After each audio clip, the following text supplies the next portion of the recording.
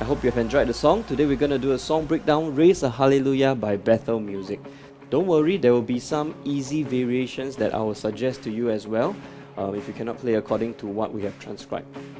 So without further ado, let's get started on the drum beat section.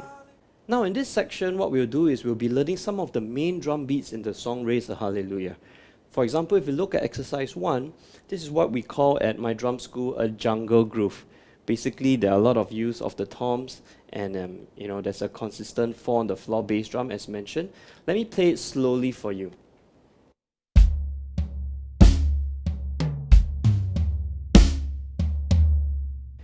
So the first thing you will notice is the bass drum is playing 4 counts.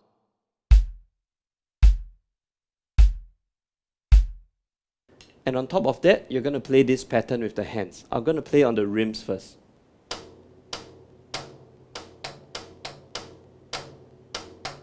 Let me count it for you. So it will be 1 and 2 and 3 E and 4 and .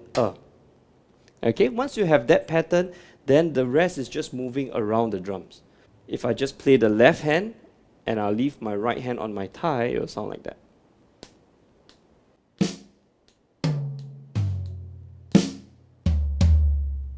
Put it all together.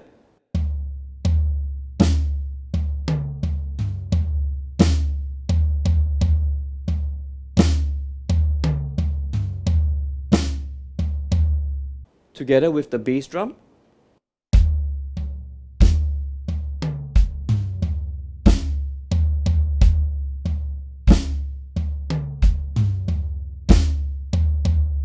You can find this beat at lines 2 to 4, 6 to 7, and 9 to 10. You can see that this is the main jungle groove beat for the whole song. Let me play a little bit faster.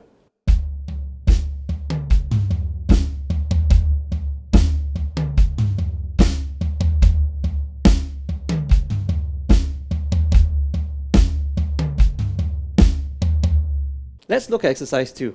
Now this is a little bit easier than exercise 1. It has less notes, but it's not playing on the snare this time. It's playing on the mid tom as well as the high tom. Let me play it once for you slowly.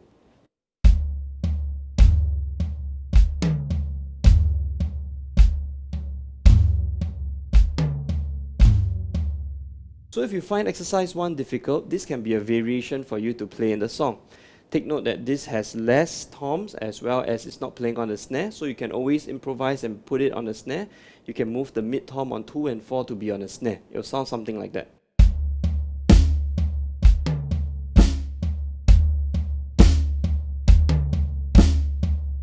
Okay, as you can see that there's also that 4 bass drum that makes it a consistent 4 on the floor beat. Now in exercise 3, this can be found in line 12. You're actually on the right cymbal, and you're playing on the upbeats on the high tom as well as the floor tom. Let me do it slowly for you. 1 and 2 and 3 and 4 and . Without the bass drum, 1 and 2 and 3 and 4 and . So you notice that there's a on the high tom as well as a on the floor tom. Let's do a little bit faster.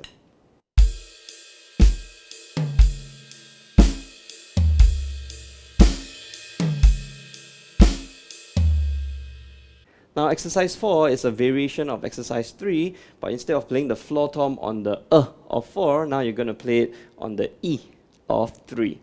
Let me play it slowly for you.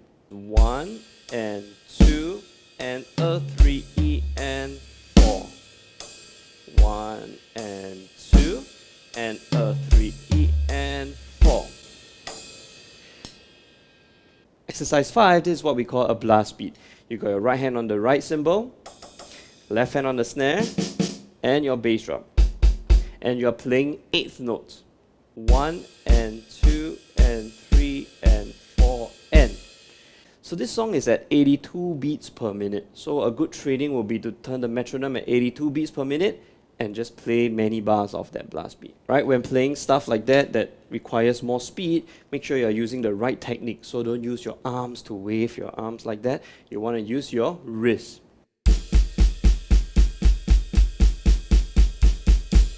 Another thing you want to take note is make sure that you are not doing a flam. What that means is you want to make sure all the 3 notes go together in unison. So you should be able to hear one sound rather than, alright, if you do flam, it will sound something like, let me try that.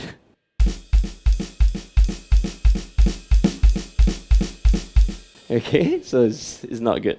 You want it to be together.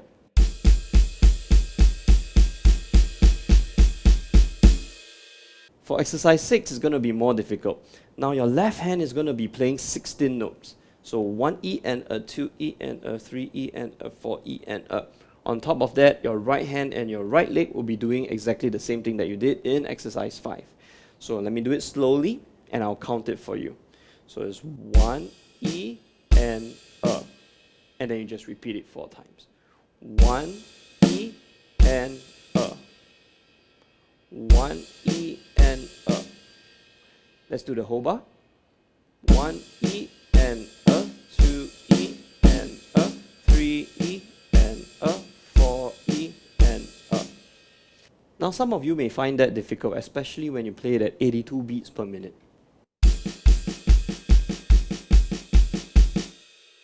So you can always go back to exercise 5 where you just do 8 notes.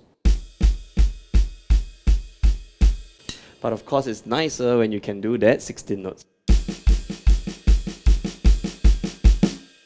Remember to use your wrist.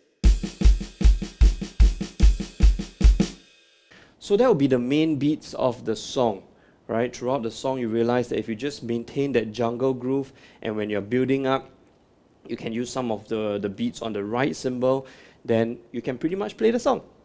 Now let's move on to the drum fills. This section we're going to learn some drum fills in Raise a Hallelujah.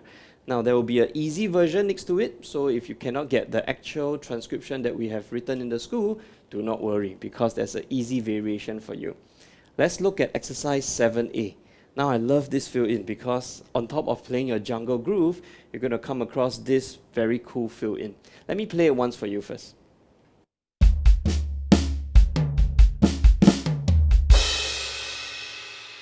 Now this is probably the most difficult drum fill in the song. So if you can do this, you are cleared and you are good to go for the rest of the song. Now when you come to a complex beat like that, there are 2 ways to look at it. One is vertically and one is horizontally.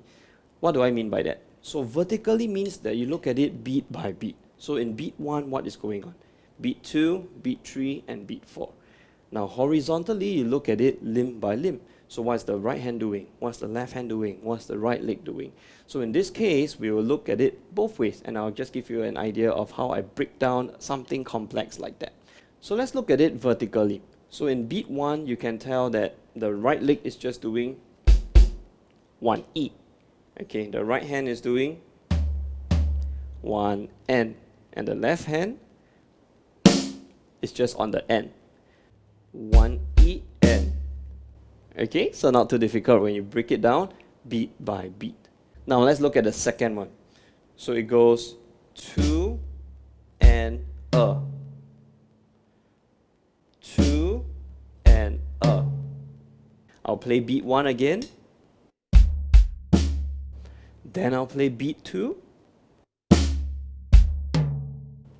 Then I'll try and combine beat 1 and beat 2.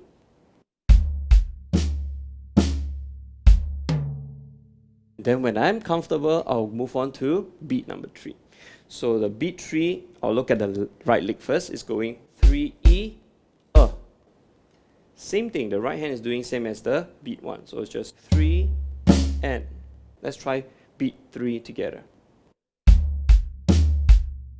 Okay, exercise 7A, the first 3 counts or the first 3 beats of the bar.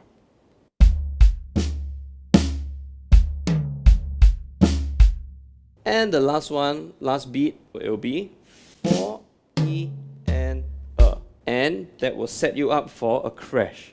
So you need to make sure that your bass drum can play 2 kicks fast.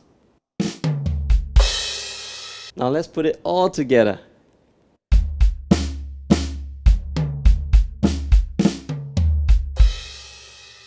Now that is, if I look at it vertically, that means beat by beat or count by count.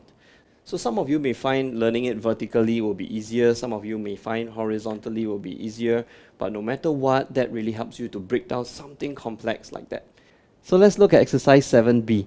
Now this is an easier version of what we've just played. There are 4 bass drums on 1, 2, 3, and 4, and the hands are doing something more simplified. Let me play it for you one time.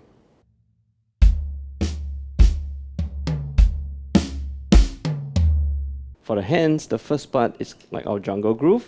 1 and 2 and 3 and 4 E and. Okay, so instead of all the flam high floor kick, now it's just snare high kick. Let's put it all together. 1 and 2 and 3 and 4 E and. Okay, so if you can do 7A, please go ahead and do it, because that's the thing that we have transcribed for the song. But if you can't, this is like what I said, an easier version or an alternative to 7A. 8A goes like that.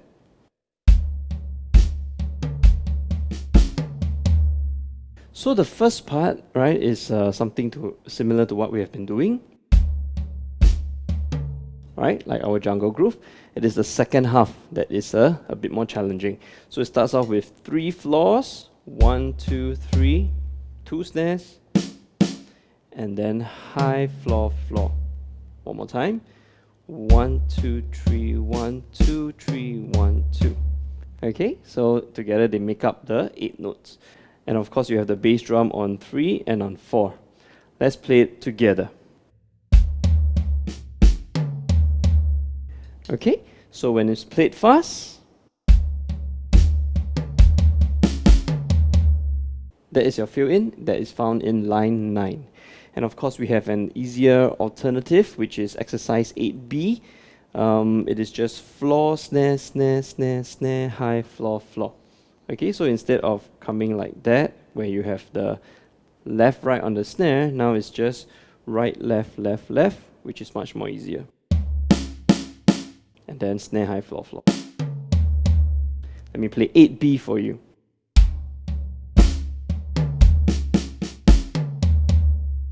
Right, not very much different from 8A, but slightly easier. Let's look at exercise 9.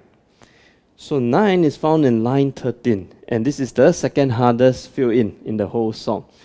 For this beat, we're going to look at it horizontally.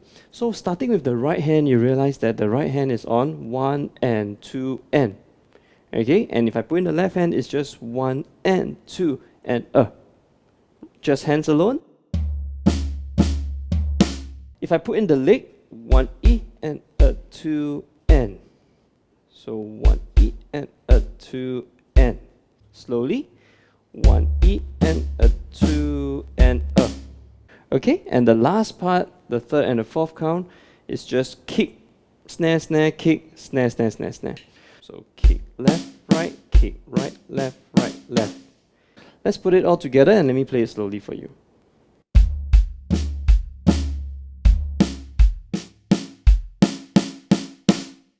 Okay, so if you find that difficult, you can play 9B as an alternative.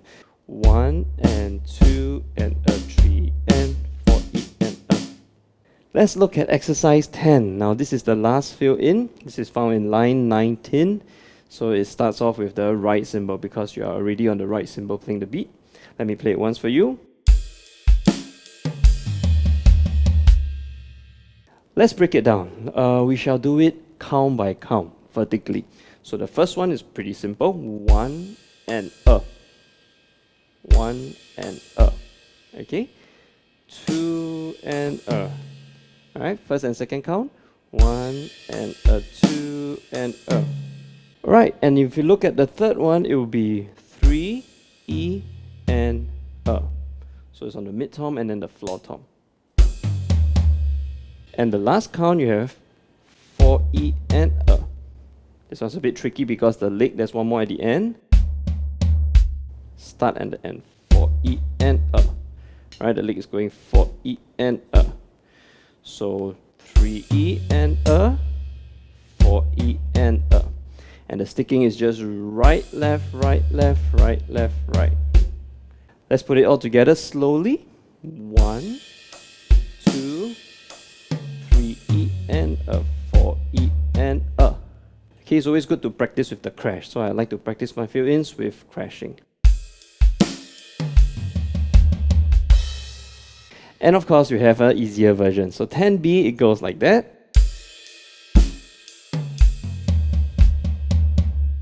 This part is exactly the same, but the last one, instead of doing, it is basically just right, left, right, left. Okay, 10B. So you notice all the easier fill-ins, right? The bass drum doesn't move. It's only your hands that do some variation. The bass drum is just doing 4 on the floor. Okay, so those are the beats and fills. So for this section of the video, we want to touch on this thing called the concept application. So usually what we do in a song is we break down the song, we teach you the beats and the fills, and we try to extract 1 or 2 concepts that we can apply in our everyday playing. So for this, I'm going to extract the exercise 9. If you see the last part where it goes, so that's what we're going to take out. Basically, the sticking, if you look at exercise 11, is just kick, right, left, kick, right, left, kick, right, left, kick, right, left.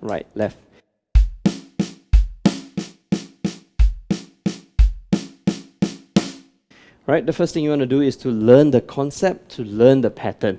So for exercise 12, we're going to apply this same pattern and concept in a drum beat. So we're going to put the hands on the hi-hat as well as the snare drum. So the pattern goes kick, high, high, kick, snare, high, high, high. Same sticking, kick, right, left, kick, right, left, kick, right, left. Okay, so you realize that we can actually extract out that fill-in, use it as a concept, and apply it in our everyday playing.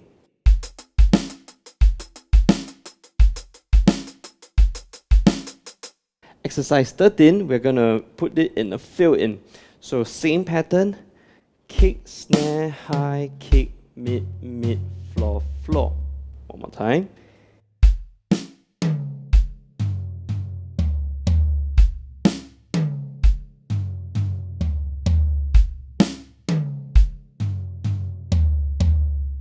So if I put exercise 12 and 13 back to back,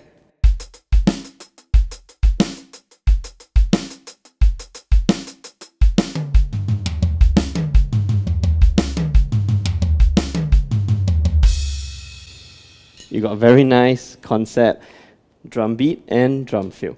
Now, last but not least, exercise 14, it is free and easy. So we want you to move around the drums, see what you can come up with. Use this concept of kick, right, left, and go crazy on the drums.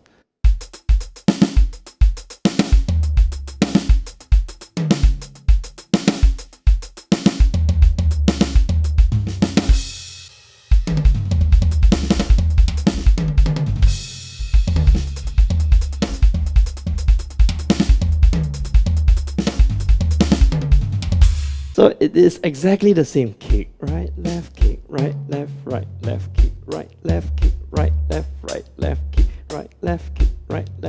left, crash. I hope you have enjoyed this video of the song breakdown of Raise a Hallelujah. Hopefully we have learned something from the arrangement of the song, the beats and the fills, as well as the concept applications. Till then, I'll see you on the next song. Bye.